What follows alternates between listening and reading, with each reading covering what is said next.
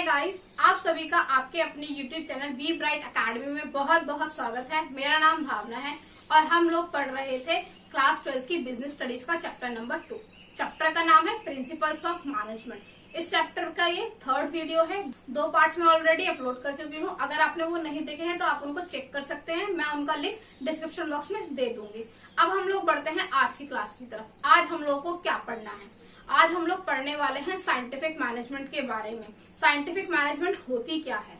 अगर आप किसी भी मैनेजमेंट के करने के तरीके को साइंस से ऐड कर दो, मतलब साइंटिफिक एनालिसिस को उसमें ऐड कर दो, उसका इफ और बट चेक करो कि अगर ऐसा हुआ तो क्या होगा, ऐसा हुआ तो क्या होगा, तो आप ऐसा चेक करते हो, साइंटिफिक एनालिसिस उसमें सारा जोड़ देते हो, सारी कंडीशंस लगा के देख लेते हो, तो वो साइंटिफिक मैनेजमेंट का पार्ट हो जाता है। अब इससे होता क्या है? अगर आप सारे फैक्टर्स को चेक करोगे और सारे सिचुएशन में डाल के देखोगे तो क्या होगा, आपको एक बेस्ट तरीका पता चल जाएगा किसी भी काम को करने का। और उससे क्या होगा, आपके जो रिसोर्सेज हैं वो बचेंगे, आपका टाइम भी वेस्ट नहीं होगा, आपकी कॉस्ट भी मिनिमम आएगी और बेस्ट प्रोडक्ट निकल कर आएगा। अब हम देख लेते हैं डेफिनेशन को। डेफिनेशन है, it refers to that management which thinks that by scientifically analysing work it would be possible to find one best way to do it. अब इसका मतलब क्या हुआ कि साइंटिफिक मैनेजमेंट वो मैनेजमेंट होती है जिसके अंदर हम साइंटिफिक एनालिसिस को ऐड कर देते हैं और उससे हमें क्या मिलता है, एक बेस्ट तरीका मिलता है किसी भी काम को करने का। उससे क्या होगा, आगे देखते हैं। Scientific management attempts to eliminate waste to ensure maximum production at minimum cost. अब इससे क्या निकला, हमारी जो एलिमिनेशन होगी, किसकी एलिमिनेशन होगी, हमारे वेस्ट की, मतलब हमारा वेस्ट जो होगा वो कम से कम होगा और हमारा प्रोडक्शन की कैपेसिटी भी बढ़ जाएगी, प्लस हमारी जो कॉस्ट है वो भी मिनिमम आएगी, तो हम बेटर क्वालिटी प्रोडक्ट्स भी बना पाएंगे। अब इस साइंटिफिक मैनेजमेंट का कॉन्सेप्ट हमें दिया किसने था? फ्रेडरिक विंसलॉट टेलर ने। अब ये है कौन? ये एक स्टार्टिंग में लेबरर थे, लेकिन इन्होंने इतना अच्छा परफॉर्म किया, ये 6 साल के अंदर चीफ इंजीनियर की पोस्ट पे आ गए थे, क्योंकि इन्होंने साइंटिफिक मैनेजमेंट के प्रिंसिपल्स को अपनी लाइफ में उतार के देखा था और वहां पे अप्लाई किया था अच्छे से। अब इन्होंने एक बुक भी लिखी हुई है, प्रिंसिपल्स ऑफ साइंटिफिक मैनेजमेंट की। अब हम लोग देखते हैं कि साइंटिफिक मैनेजमेंट के फीचर्स क्या क्या हैं। बेसिकली 5 फीचर्स हैं साइंटिफिक मैनेजमेंट के। आइए एक एक करके देखते हैं। पहला हमारा फीचर है सिस्टमैटिक अप्रोच। अब सिस्टमैटिक अप्रोच, कोई भी चीज साइंटिफिक होगी तो हम सिस्टम से ही चलेंगे, तो सिस्टमैटिक अप्रोच तो आएगा ही। तो ये हमारा फर्स्ट फीचर हो गया। अब देखते हैं इसमें क्या लिखा है। It ensures that all activities are completed in a systematic and scientific manner। मतलब हम जितने भी एक्टिविटीज करेंगे, जितना भी काम करेंगे, वो सब कैसा होना चाहिए, साइंटिफिक एंड सिस्टमैटिक मैनर में होना चाहिए। ये तो जाहिर सी बात है। नेक्स्ट है हमारा ब्रिंग कंप्लीट मेंटल चेंज। जब आप कोई भी चीज साइंटिफिक तरीके से करते हो तो आपके थॉट प्रोसेस भी बहुत ज्यादा चेंज हो जाते हैं। लेकिन थॉट प्रोसेस यहाँ पे किस किस के चेंज कर रहे हैं? हमको सबके करने हैं। एक ऑर्गेनाइजेशन के अंदर जो भी लोग हैं, हमें उन सबका थॉट प्रोसेस चेंज करना है, चाहे वो ओनर हो चाहे वो एम्प्लॉइज हो। अब देखते हैं यहाँ क्या लिखा है। Complete mental change in both. सबका मेंटल चेंज करना है, किसका? बोथ में क्या है, ओनर एंड एम्प्लॉय, मतलब ओनर भी और उसका एम्प्लॉय भी, उनकी दोनों की थिंकिंग चेंज हो जानी है।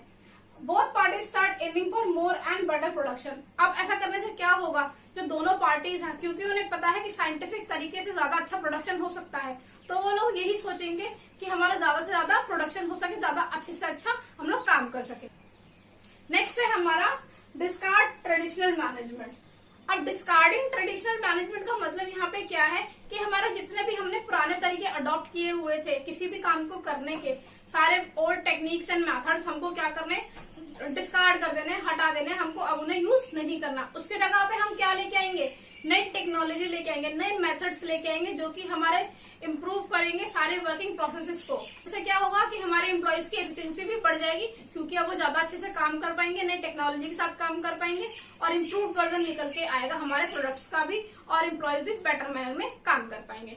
अब नेक्स्ट पढ़ते हैं हम, require strict observance of rules. ऐसा क्यों कहा गया है कि रूल्स को अच्छे से और स्ट्रिक्टली फॉलो करना ही करना है? भाई कोई भी जो साइंस की बात आती है तो उसको हमें एकदम स्ट्रिक्ट तरह से फॉलो करना होता है, और जब हम मैनेजमेंट में साइंटिफिक तरीके की बात कर रहे हैं तो हमने क्या किया है, सारे इफ एंड बट्स को पहले चेक किया है, उसके बाद ही साइंटिफिक मैनेजमेंट का कॉन्सेप्ट आया है। तो अगर हमने जब सारी चीजों को एनालाइज कर लिया तो हमने सब कुछ सोच समझ के तो देखा होगा। अगर हमने सारे एनालाइज कर लिया फिर उसको स्ट्रिक्टली फॉलो ही नहीं किया तो इसका मतलब क्या है, हमने जो भी एनालाइज किया वो सारी मेहनत वेस्ट हो गई, तो उसका तो कोई फायदा ही नहीं हुआ। तो वो क्या बन जाएगी, फिर ट्रेडिशनल मैनेजमेंट बन जाएगी, पुराने कॉन्सेप्ट आ जाएंगे। तो इसीलिए अगर आपने साइंटिफिक मैनेजमेंट को अपनाना है तो आपको सब कुछ स्ट्रिक्टली फॉलो करना ही पड़ेगा अपनी सारी एक्टिविटीज में, सारे प्रोसेस में, या फिर जो भी आप कर रहे हो अपने ऑर्गेनाइजेशन के अंदर, सब कुछ एकदम स्ट्रिक्टली फॉलो करना है आपको। अब इसमें क्या होगा, जब हम पता है हमें कि हम साइंटिफिक तरीके से कर रहे हैं और हमने सब कुछ एनालाइज भी किया है, तो हमारे एरर के चांसेस भी रिड्यूस हो जाते हैं। अब बढ़ते हैं हम हमारे नेक्स्ट फीचर की तरफ, जो कि है improve the efficiency of workers. अब एफिशिएंसी ऑफ वर्कर कैसे इम्प्रूव हो जाएगी, हम लोग बहुत सारी अलग अलग तरीके की स्टडीज करते हैं, जो अभी हम नेक्स्ट वीडियो में देखेंगे उनको कि कौन कौन सी स्टडीज होती हैं। उसमें से कुछ एग्जांपल दिए हुए हैं, time study, motion study and fatigue study. बहुत सारी स्टडीज हैं, लेकिन यहाँ पे सिर्फ एग्जाम्पल है, आगे हम लोग वीडियो में देखेंगे कि ये क्या होते हैं। अब इन स्टडीज को करने से क्या होता है कि जो हमारे एम्प्लॉय की एफिशिएंसी है वो बढ़ जाती है, वो ज्यादा अच्छे से काम कर पाता है। अब हम लोग देखते हैं कि हमको क्या क्या प्रिंसिपल्स ऑफ साइंटिफिक मैनेजमेंट दिए थे फ्रेडरिक विंस्लॉ टेलर ने। उन्होंने हमको 4 प्रिंसिपल्स बताए थे। आइए एक एक करके हम लोग देखना स्टार्ट करते हैं। पहला है science not rule of thumb, मतलब कि ये साइंस है, थंब रूल नहीं है कि 100% यही रहने वाला है। मतलब क्या है इस चीज का, जैसे कि आप देखते हैं कि डेली नई नई टेक्नोलॉजीज आती रहती हैं। आप अपने फोन की ही बात कीजिए तो डेली कोई ना कोई नया वर्जन आता रहता है, कुछ नए अपडेट्स आते रहते हैं ऑलमोस्ट डेली बेसिस पे। आप जितने भी एप्स डाउनलोड करते हैं उनमें भी कोई नया फीचर आता रहता है डेली बेसिस पे। तो ऐसे ही आप जो मैनेजमेंट कर रहे हो अपने बिजनेस ऑर्गेनाइजेशन के अंदर, उसके अंदर भी आपने जो एक चीज अपना ली, जरूरी नहीं है कि आप सिर्फ उसी को फॉलो करके रखो, आपको उसको बार बार चेंज करते रहना पड़ेगा और एक नई टेक्निक को लेके आना पड़ेगा, ताकि आपका काम जो हो इजी हो, आसान हो और जल्दी हो जाए। अब देखते हैं यहाँ क्या लिखा है, not get stuck in a set of routine with old techniques of doing work. मतलब कि आप जो अपने काम को कर रहे हो उसके पुराने तरीकों में ही फंसकर मत रह जाइए, आप उन पुराने तरीकों से बाहर निकलिए, उन पे स्टक मत कीजिए, उन पे रुकिए मत। Next is constantly experimenting to develop new techniques which makes the work much simpler, easier and quicker. आप कॉन्स्टेंटली एक्सपेरिमेंट करते रहिए, नए नए तरीके लेके आते रहिए, और वो नए तरीके कैसे होने चाहिए कि आपका काम जो हो जाए सिंपल हो जाए। सिंपल होगा तो इजी भी होगा, और सिंपल और इजी दोनों हो गए तो आपका काम जल्दी भी हो जाएगा। तो इसलिए ये हमारा पहला प्रिंसिपल बन गया कि आपको किसी भी एक चीज पर टिकते नहीं रहना है, आपको उसको कॉन्स्टेंटली अपग्रेड करते रहना है, नए नए तरीके लेके आने हैं, ताकि आप काम को आसानी से जल्दी से कर पाओ। नेक्स्ट है हमारा हार्मनी नॉट डिस्कार्ड। इसका मतलब क्या होता है कि आपको सबको बराबर में साथ में लेके चलना है, यहाँ पर उसकी बात कर रहा है वो। अब देखते हैं यहाँ क्या लिखा है, creating an atmosphere such that labour and management consider each other indispensable. मतलब कि जो मैनेजर है और जो एम्प्लॉयज है वो सब एक दूसरे को साथ में रहने वाले समझे, एक दूसरे को अलग अलग ना समझे, साथ में रहकर ही काम करे। Also known as mental revolution.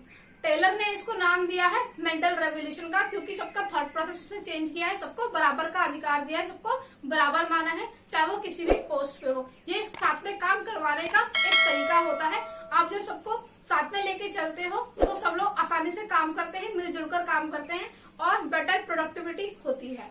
आगे है it will and all conflicts between the two parties. अब जब सब एक दूसरे को साथ में समझेंगे, बराबर का समझेंगे, तो उनमें जो लड़ाई झगड़े हैं वो काफी हद तक खत्म हो जाएगी। कन्फ्लिक्ट जो होंगे वो दोनों खत्म हो जाएंगे, चाहे वो मैनेजमेंट के हों चाहे वो एम्प्लॉयज के हों, वो आपस में मिलकर रह सकते हैं। इससे क्या होगा, beneficial for the both the parties. इससे क्या होगा, दोनों की पार्टीज का मेंटल डिप्रेशन ठीक रहेगा, मतलब उनका माइंड ठीक रहेगा, तो उनको कोई प्रॉब्लम नहीं आएगी और वो अच्छे से काम कर पाएंगे, टेंशन में भी नहीं रहेंगे। नेक्स्ट है हमारा कॉपरेशन नॉट इंडिविजुअलिज्म। मतलब क्या है इसका, कि सब लोगों को साथ में लेके काम करना है, इंडिविजुअल को प्रायोरिटी नहीं देनी है, मतलब एक अकेले इंसान को प्रायोरिटी नहीं देनी है, सबको साथ में मिलके चलना है, सबको साथ में मिलकर काम करना है। देखते हैं यहाँ क्या है, all the activities done by different people must be carried on with a spirit of mutual corporation.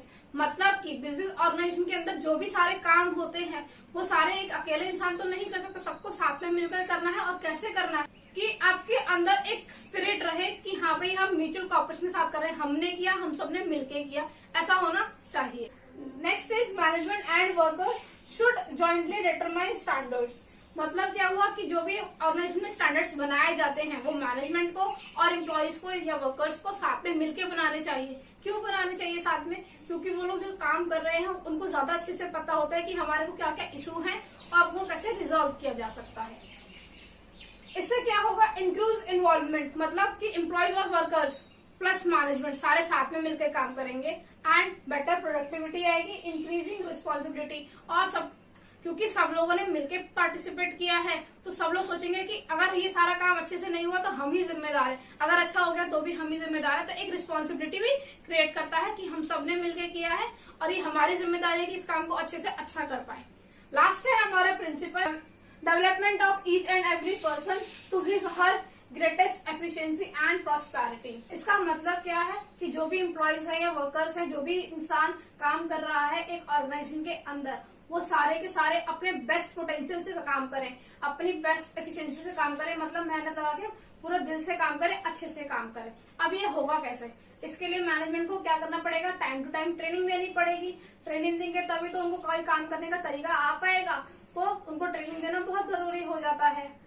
और ये प्रोसेस स्टार्ट कब होता है? जब से आपने उस इंसान को हायर किया है, जब से कंपनी के अंदर लेके आए हो, तब से लेके आपको ये स्टार्ट करना पड़ता है कि जहां जहां पर उसको नीड है उसको गाइडेंस दो, उसको आप ट्रेनिंग प्रोवाइड करके वो अच्छे से काम को कर पाए। अब यहाँ क्या लिखा है? A proper arrangement should be made for everybody's training, मतलब हर एक इंसान के लिए एक ट्रेनिंग होना जरूरी है, उसका एक प्रॉपरली अरेंजमेंट मैनेजमेंट को करना चाहिए। आगे है हमारा allotment of work as per individuals ability and interest. अब जिसको भी आप काम दोगे वो उस इंसान की एबिलिटी के हिसाब से होना चाहिए, उसके इंटरेस्ट के हिसाब से होना चाहिए, ताकि वो उसमें बेटर परफॉर्म कर पाए। मान लीजिए कि मैंने आपको एक ऐसा काम दिया जो आपको ना करना आता है ना आपको उसमें इंटरेस्ट है सीखने में, तो क्या आप उस काम को कर पाओगे? बिल्कुल नहीं कर पाओगे। लेकिन मान लीजिए आपको मैंने एक ऐसा काम दिया जो आपको मैं नहीं भी बोलूं तो भी आप करते रहते हो, आपको बहुत इंटरेस्ट है उसको काम करने में और आपको अच्छे से आता भी है उस काम को करना, तो आप उसको बहुत अच्छे से कर पाओगे।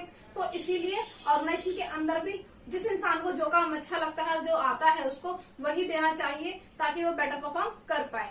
नेक्स्ट है हमारा efficiency of each and every person should be taken care of right from the selection. मतलब क्या है इसका? ये जो एफिशिएंसी हम देख रहे हैं हर एक इंसान की जो ऑर्गेनाइजेशन के अंदर काम करता है, उसको हमको कब से स्टार्ट कर देना है? बिगनिंग से, मतलब जब भी वो एम्प्लॉय हमारे ऑर्गेनाइजेशन के अंदर आया है तभी से, मतलब उसके हायरिंग प्रोसेस से ही स्टार्ट कर देना है। जैसे हमने उसको हायर कर लिया, आपको उसको अच्छे से ट्रीट करना स्टार्ट करना है, आपको अच्छे से ट्रेनिंग प्रोवाइड करनी है, उसके इंटरेस्ट के हिसाब से, उसकी एबिलिटी के हिसाब से आपको काम देना शुरू करना है। आई होप मैं आपको ये साइंटिफिक मैनेजमेंट के कॉन्सेप्ट को समझाने में आपकी हेल्प कर पाई होंगी। थैंक यू सो मच मेरी वीडियो को देखने के लिए।